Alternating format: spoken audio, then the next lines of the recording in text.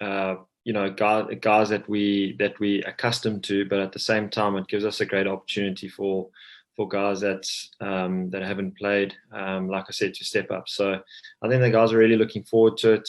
We have really prepped extremely well in this week that we've been here. And me as a senior player in this team, I'd really like to step up in a lot of different areas on and off the field. Of course, we know we're up against a really strong Pakistan team, so we do respect that. At the same time, I genuinely do feel like in T20 cricket, if you prep well and you've got a great team, there are opportunities to still lose. So, I think we need to be mentally up for the game at all costs, whether we underdogs or, if we guys that are really strong in a particular team. So I think we just need to really be switched on for the specific games that we play, be in the present, stick to our processes, and I don't see why we can't compete against one of the stronger teams in Pakistan. Ken, followed by Fidoz. David, you're not just the most capped player in the squad, but you're also the only one who's played in Pakistan before. So presumably you're also giving the guys a bit of intel about what to expect. I have played in Pakistan. It was a very brief time in my career. I think we played only 3 games against Pakistan in that World 11. But obviously being in Pakistan this week, we've quickly realized what the conditions will be, and watching the test matches, what's taken place there with, I think just generally the bounce is a lot lower than back in South Africa. I think the guys have traveled around the world enough to adapt. They've played enough conditions in South Africa where, there might be particular venues that are pretty low. So I think the guys, in terms of preparation, like I said, are really in a good space. And yes, we'll have to assess as we go along and react very quickly in tomorrow's game. According to whatever the wicket gives us, but so far in the practice in the nets and where we've practiced out in the middle on the side strips, the bounce hasn't been too high yet. Fidoz, followed by Telford, Aram, and Jabbar. Hi, David. Yesterday, Henrik Carson spoke to us about his struggles with recovering from COVID. And I'm just wondering, you've played a lot of cricket at home and IPL and all sorts of things. What do you think are the challenges of playing cricket in a pandemic, and what's your experience been like? I think it is something that I think still sort of getting used to. I think it takes time. The longer you play this game in the pandemic, the harder it gets, I think, because like everyone in the other teams have obviously come out. It can become really sort of and it's quite restricting at times. Obviously being in a restricted area the whole time, it's just none of that free movement that you used to. So it can be quite challenging, and I think that's an area that we have spoken about. Fortunately, on this particular tour, it's pretty short, so there's no need to stress too much about that kind of topic. But in the longer it goes on, I think it will become quite an issue. But I think it's just about sorting that out mentally, finding a place where we can come together as a team and discuss these topics within the side and try and address them as quick as possible. Alfred? How's it, David? Hi, Tom. Hi.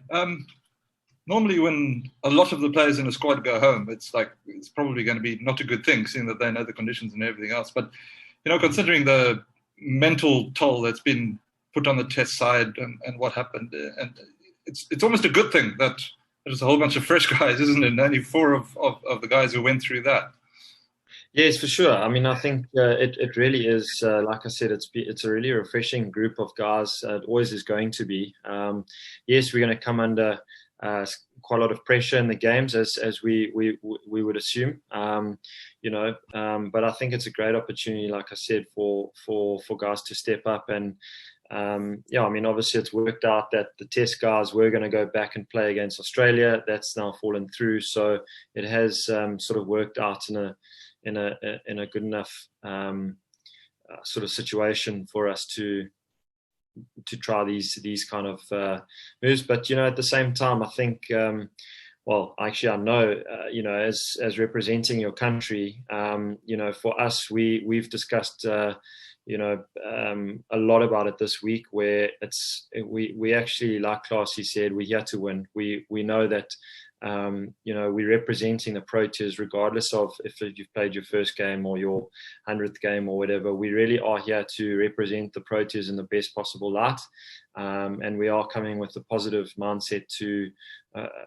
a mental frame to actually win this series, and we'd like it to be a competitive one, and really shine as much as we can.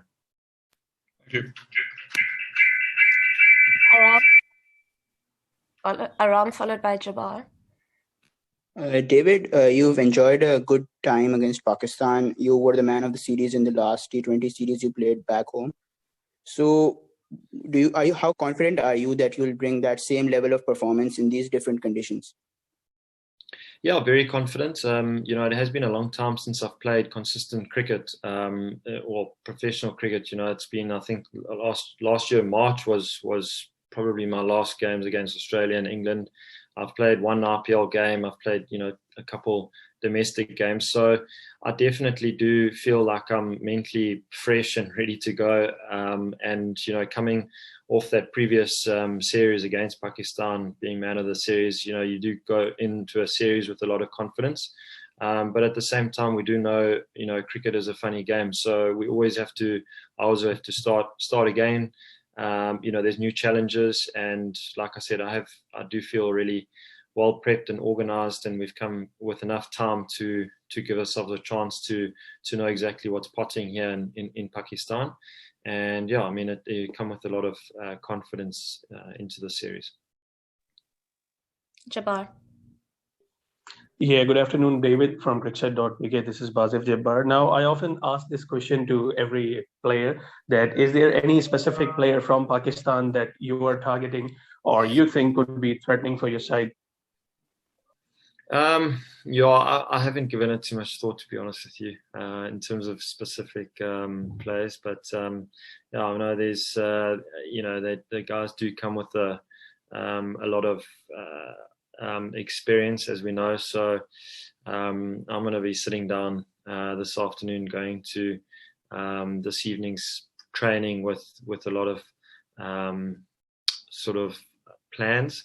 But I think I'm a very sort of feel type of player. I go on instinct and feel. So for me, whatever I'm feeling on the day, and I feel like I'm on top of a certain bowler, it could be a different bowler from game to game. I'm going to go with that instinct and back myself to take him down as far as possible. Usman, followed by Heinz. Hello, Miller. My question is, are you optimistic to winning a T20 series away from home after getting defeated in the Test series by Pakistan? In that Test series, Proteas has played the full strength side. So, are you optimistic in the T20 series that you are going to win? Yes, Usman, we definitely are optimistic. Like I said, we've come here to win the series, and we come with a strong mindset to compete in every department. I think, like I said, it's a new, fresh faces in the Proteas team, the T20. So we definitely don't want to be hiding away that we just building and that type of thing. We're actually here to win, and I think the guys are very capable of doing that if we really do stick to what the guys have done in domestic cricket, and in their traveling around the world for certain T20 comps. If they stick to those kind of strengths that they have, I honestly don't see why we can't take down Pakistan the series. So it is going to be a very competitive one. We know that they're a very strong team, but so are we. So it's going to be good to watch. Heinz, then Fidos. We'll close off with Musamil.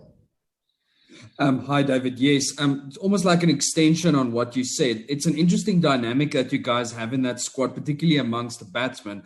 Like you said, there's a lot of fresh faces, and perhaps a squad also that lacks international caps. But funnily enough, you also have guys like John Smits, yourself, Piet van Biljon, actually know their games inside. I suppose that actually sort of like compensates, for a lack of international caps on paper. Exactly that. I mean, I think you've hit the nail on the head where, the guys have been around the block in domestic cricket for many years. I would say 10 years plus. So as you say, they do know their games. And ultimately, cricket it's played the same way in all different levels. The only difference is the intensity that, now has risen. So definitely intensity will be something that the guys have been obviously brought to their attention this week in preparation, and just mentally knowing that, they need to, everything is faster, but the game remains the same. So as you say, they do know their games and their strengths and weaknesses. And if the guys can just cooperate and just, gather their thoughts and under pressure, I don't see why we can't go away with the victory this series. Fidos, followed by Musamil. David, you mentioned wanting to step up on and off the field and your seniority. What kind of things will you be looking to do, and how are you hoping to contribute?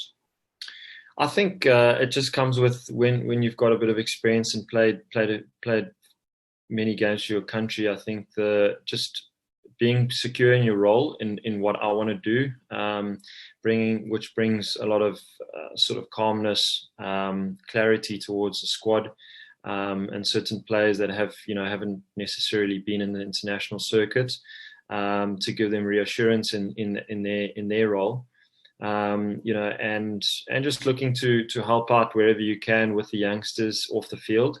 And then on the field, I mean, as we all know, cricket is about performance. I mean, you need to stick up your hand and perform when the team requires you. We all do need to perform as players, but it does help when your senior players perform, and it just sort of takes the team into a completely different path, which is where we want to go. So yeah, I think definitely performance, and just stepping up in calming things, under pressure.